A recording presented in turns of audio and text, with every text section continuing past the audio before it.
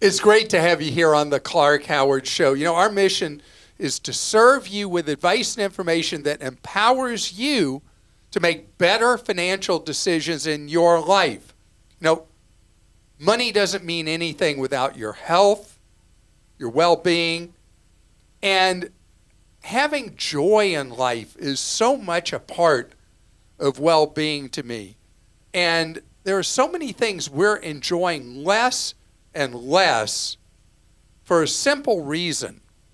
Later, there's something you got to know about health, and that is a change you got to be on the lookout for with individual, small group, small company health plans.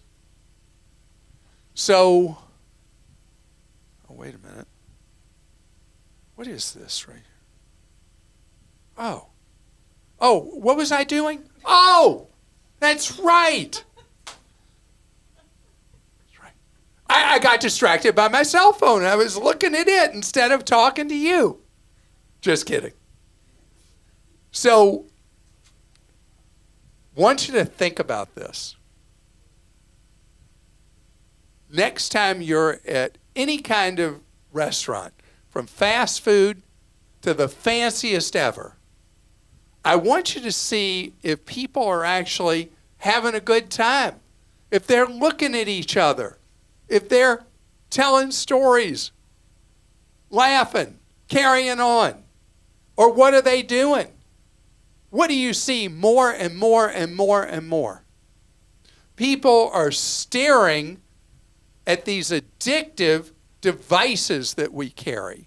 No wonder there's this backlash that a small number of people are going back to flip phones, to dumb phones, because they don't like the way their life is being controlled by the smartphone. It's like a conditioned response. Oh, I just got a vibration on my phone. I better see, what did I get? Was that something on Instagram? Was that something on TikTok? Was it a text? What's going on? I got to see it. I mean, it's a strong addiction.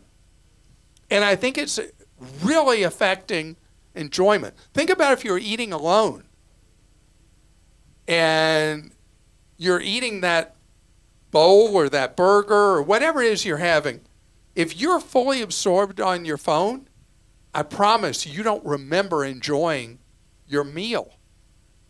And our minds benefit from just chilling.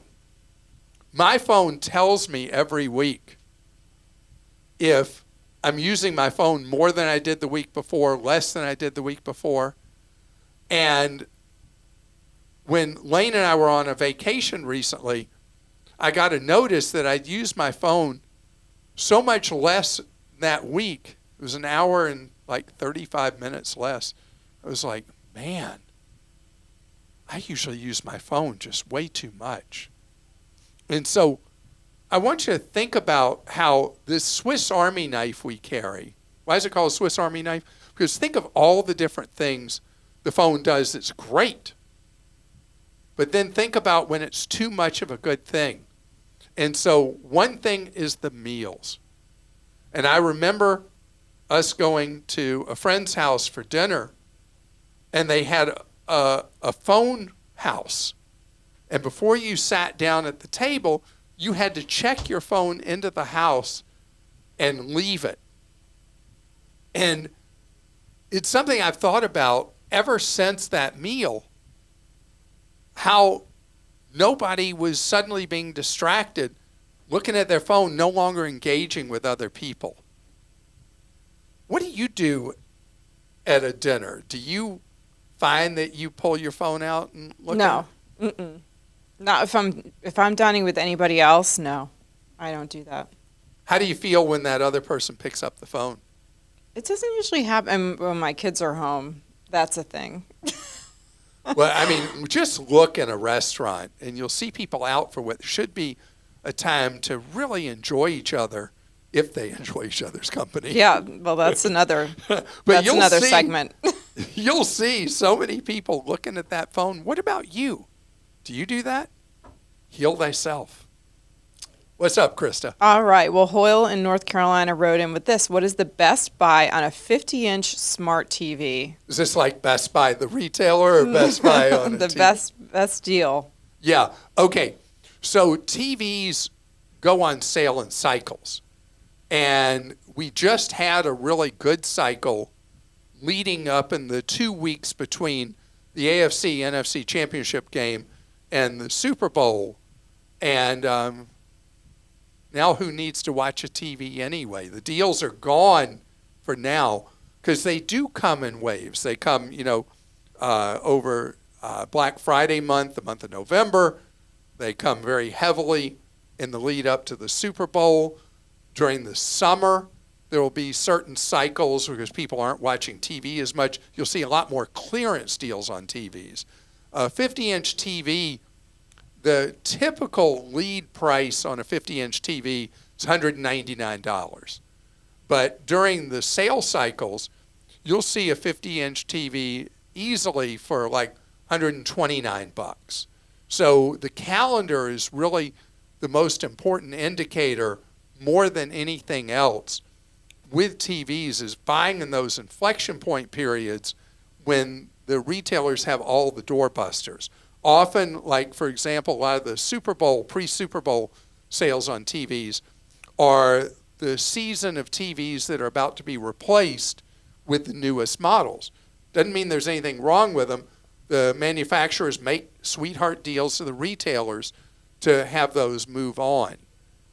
You shop around a lot for those TVs. And I would definitely sign up for our Clark Deals newsletter at clarkdeals.com because they track TV prices every day. Yeah, they do a TV, they don't call it a sweep, roundup of various sizes of TVs.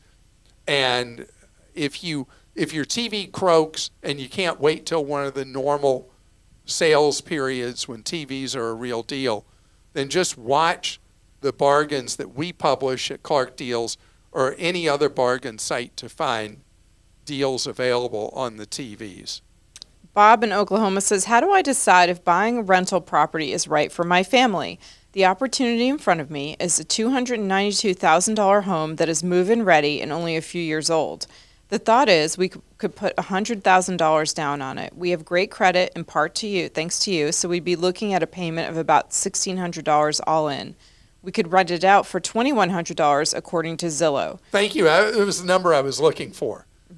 Okay, so this violates a lot of real estate investors aren't buying investment real estate right now to rent out because the threshold that makes a rental compelling is when the rent you can get per month is equal to about 1% of the purchase price.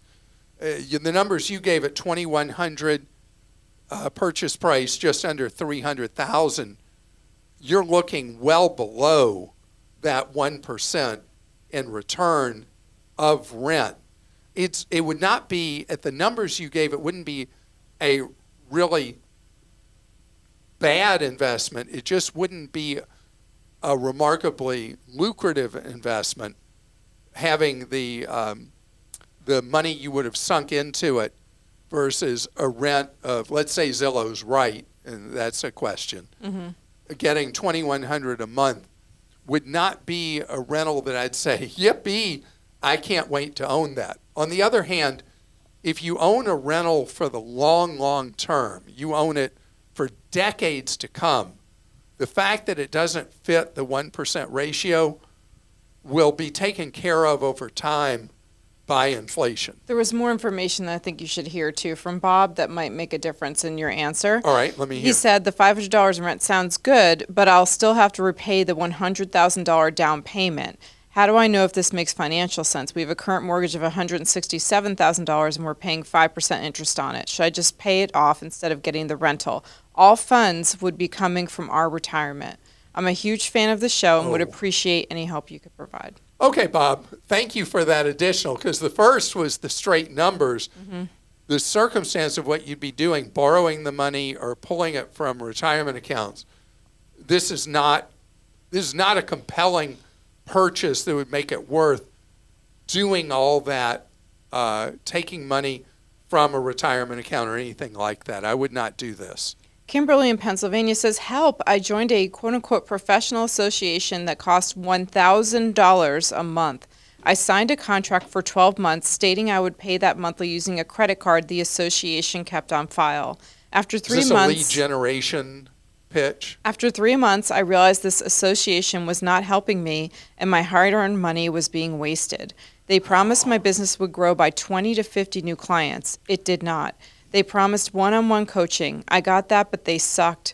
I tried my hardest to get the most from this professional group, but I just couldn't wrap my head around spending $1,000 a month for what? They promised me big results. This is my own company I own, and I fell for the we can help you make more money if you follow our advice. I'm really sorry. I called and complained. I emailed to cancel. Finally, they agreed to let me downgrade to launch member and pay $500 a month for the remainder of my contract, 6 more months. I know I was wrong for ever signing up for this or for signing anything, period. These quote-unquote coaches make me anxious, and it's just all too much smoke and mirrors. They finally agreed to let me suspend my membership for 3 months and take a break. Since the break, I canceled the credit card they were charging monthly and blocked all their emails and calls. An email came through today that states if I don't start paying them again, they will send me to collections and blah, blah, your credit will suffer. How do I get out of this cleanly? Kimberly, you're going to hate what I'm going to say. You can't just get out of this, and they did allow you to get ripped off at half the amount for the remaining months. I think you need to pay them the $3,000 and be done with them. You need something in writing that the amount of money, whatever amount it is you agree to pay, is a full and complete release from them. That's got to be in writing.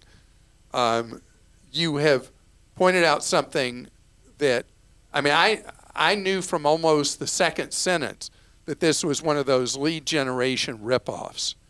And these locusts appeal to small business owners that are trying to break out, bring their business to a new level. And they do a song and dance about how they're experts at lead generation, getting you new clients, all the rest. And it's all a bunch of hooey. I'm not familiar with any that have really delivered on what they said. The way the contracts are written for these organizations, you don't have a leg to stand on saying, well, they failed to deliver services. The services are so fuzzy, what they claim to offer, they can get away with saying, yeah, we did what we promised we were going to do, what the contract says. And yes, they can come after you with collections. They potentially can, depending on what you signed, if it pierces your corporate entity, ruin your credit that could hurt you for years to come. You asked me how to get out cleanly. You got to sue for peace. You got to come up with an amount of money that you're willing to part with in return for a full release of commitment. And let me tell you, just by you asking this question, Kimberly, you're helping so many other business owners know about this. This is not a new scam. This scam in various forms call it a scam. This ripoff has been around for so long I can't even remember how long, at least 3 decades.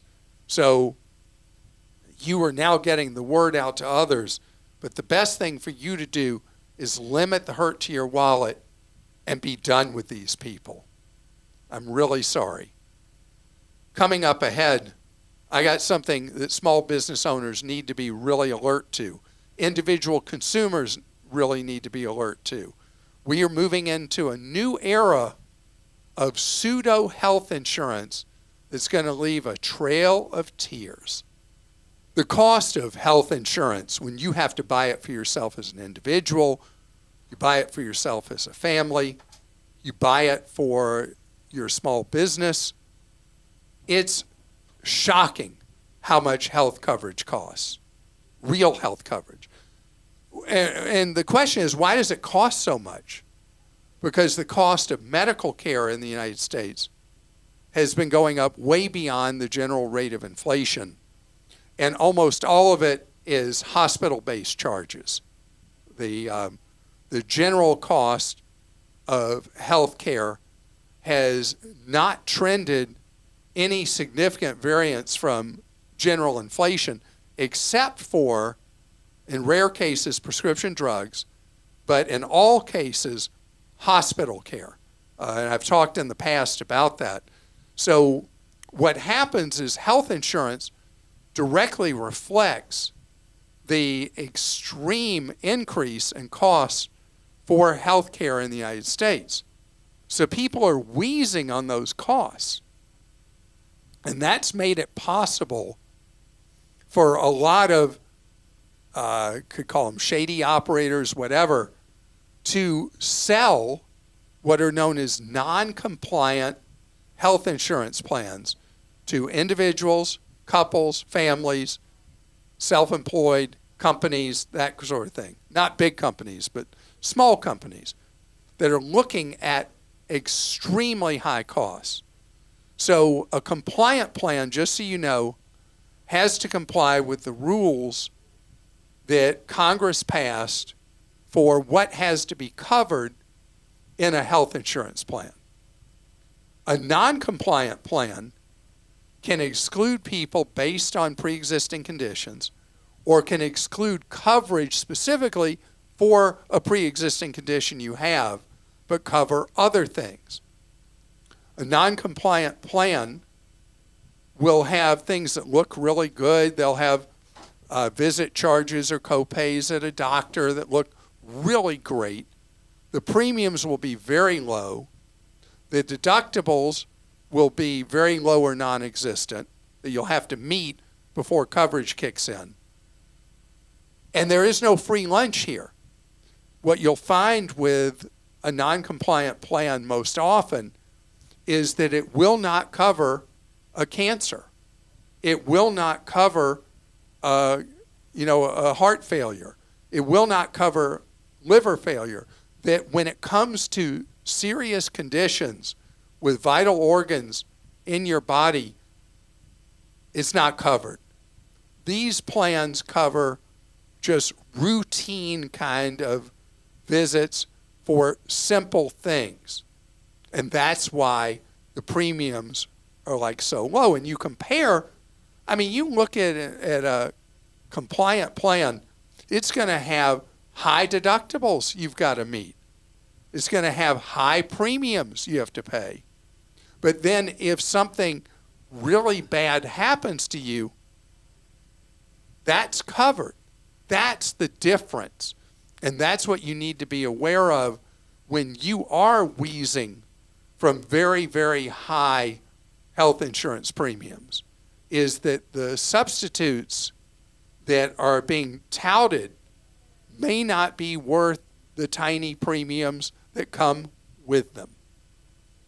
Okay, we'll go to questions. Michelle in Ohio wrote in with this. My credit rating history has been very favorable. Of late, maybe the last 10 years, it's ranged from the mid-700s to mid-800s. I do have quite a few credit cards, probably 8 to 10, as I like to play the 0% interest for 12 or 18 months when I make more expensive purchases. I do always pay them off, and right now I have 4 with balances with no interest. I'm wondering if I should clean up my credit report and fully close some of the cards, starting with the ones that are inactive without balances. Will it matter much to my credit score? I'm not sure about the risks of hackers getting a hold of or accessing these cards. And I also like the idea of having a much simpler credit report to manage. So Michelle, you bring up a very interesting question. So if you look from a credit score standpoint, you leave all that stuff there. You don't close anything. But when you start looking at the risk of all the hacks and dishonest employee inside a bank or something like that, you got an old inactive, or it's not an inactive account, but one that's inactive for you, there is that risk of fraudulent activity that you then have the hassle with.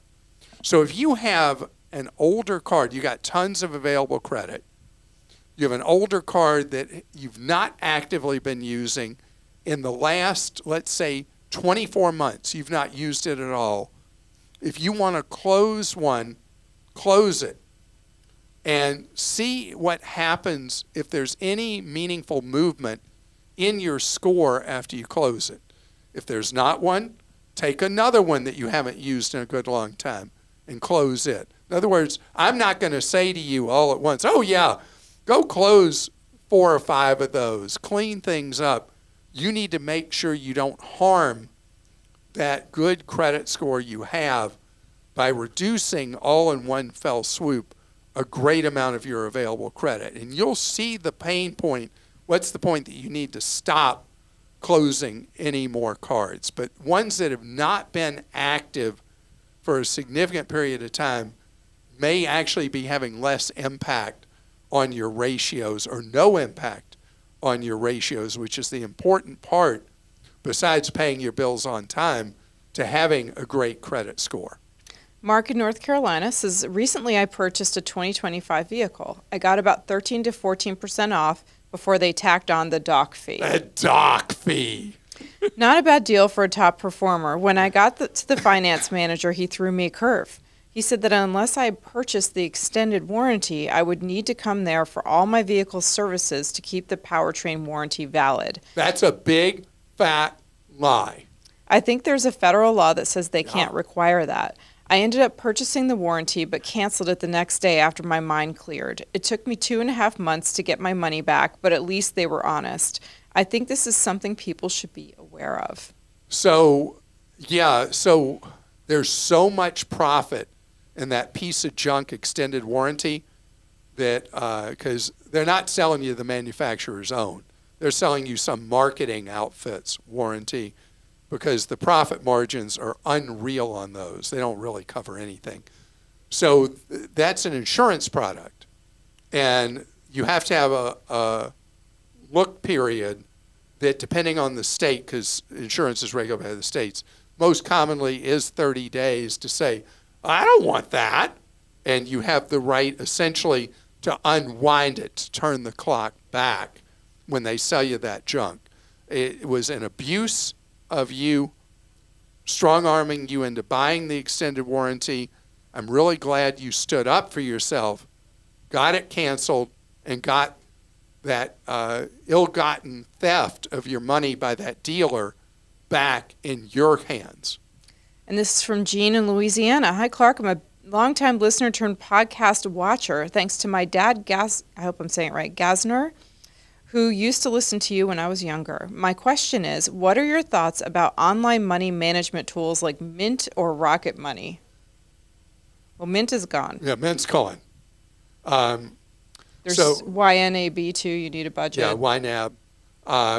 RocketMoney has, right now we're at a point that a lot of these have fees.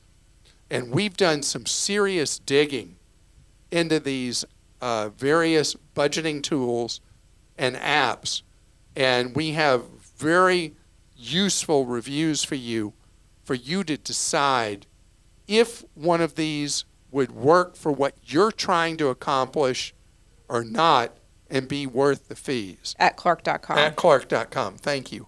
What's the search term to find the reviews?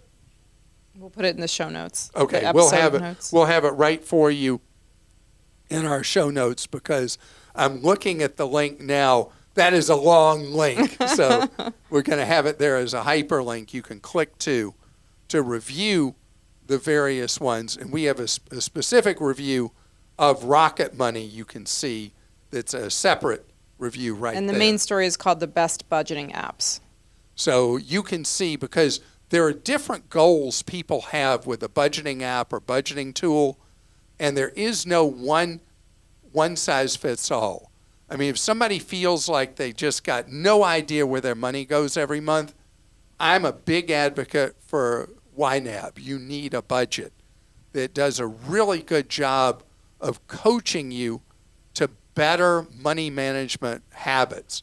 But there are a variety of things that these budgeting apps and tools are really good at, better than one than another. And that's why you need to read the reviews to see which one, if any, would be best for you, Gene. And I hope you have a great rest of your day. It's Friday. So I hope your weekend in front of you is fantastic. Know that we do serve you all weekend long at the prior mentioned Clark.com. We also have deals for you all weekend long at Clark Deals. So just know empowerment is available to you through knowledge around the clock, and that's our deal, is that you learn ways to save more and spend less and avoid getting ripped off. And I'll see you on Monday.